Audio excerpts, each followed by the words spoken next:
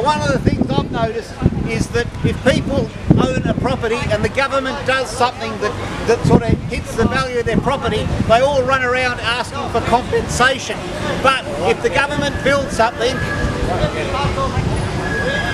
all right. If the government builds something, if the government builds something and it actually lifts the value of your property, I've yet to see a queue of people at the Lotus tax office saying, "Yo, my gosh, you've increased the value of my property, and I'm racked by guilt, so I need to contribute a bit of tax because it's only fair." Right? But I've never seen that happen. So, you know, basically people are so much more concerned about the government having a negative impact on them that they don't seem to notice when it has a positive impact. So you know, when it comes to like owning property, I'm not sort of so much the anarchist who says property is theft, but I do say if you own property, you've got an obligation to do something with it. Right now, what we actually have at the moment is too many properties which are unused, and it's what's actually called land banking. There's the Terminus Hotel, I think that's around the end of Ultimo, but several places are actually owned and they're not used like much at all.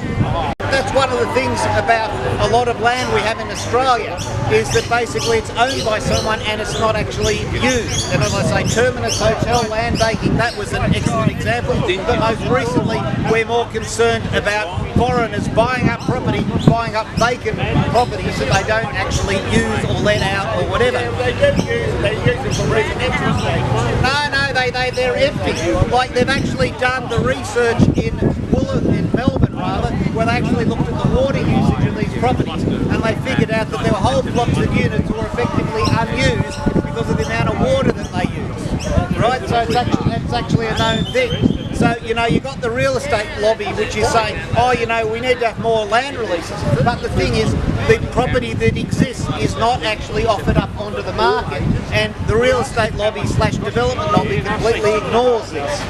So then you've got like negative gearing. Now, one of the things about negative gearing is there's this vision that, like, you know, you allow investment and it makes the price of things go down.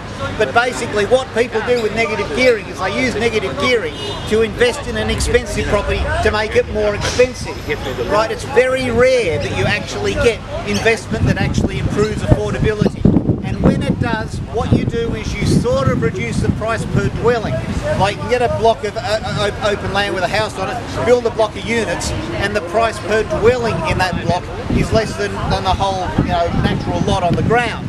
But the thing is, you will never again get the quarter-acre block that's affordable and close to things. We had that decades ago, but if there's a cost to economic growth and population growth, it is that metaphorically we've lost our innocence. We cannot go back. We cannot go back to quarter-acre affordable blocks within reasonable distance of what's going on. You know, that's in the past. What you can do is get blocks of units that are, you know, moderately affordable in some instances. But, you know, that is the trade-off we have. Like basically the beaches get more crowded, the housing gets more expensive, and, you know, there's more pollution and more aircraft going overhead generating more noise pollution. Now, to be fair, white goods are cheaper.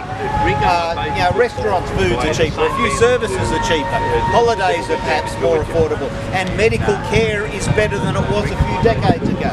So there's a mixture of good and bad, but the grand conclusion is a lot of things have gotten worse, and they've gotten worse because the government just let the kids play in the sandpit, and this is what happened, right? Because, you know, nobody actually asked me and said, look, do you want all this development? Because if we get all this development, you'll have, you know, lower affordability, more air pollution, lower quality of life and so on, in a lot of ways. But nobody ever asked me, you know, it just sort of happened.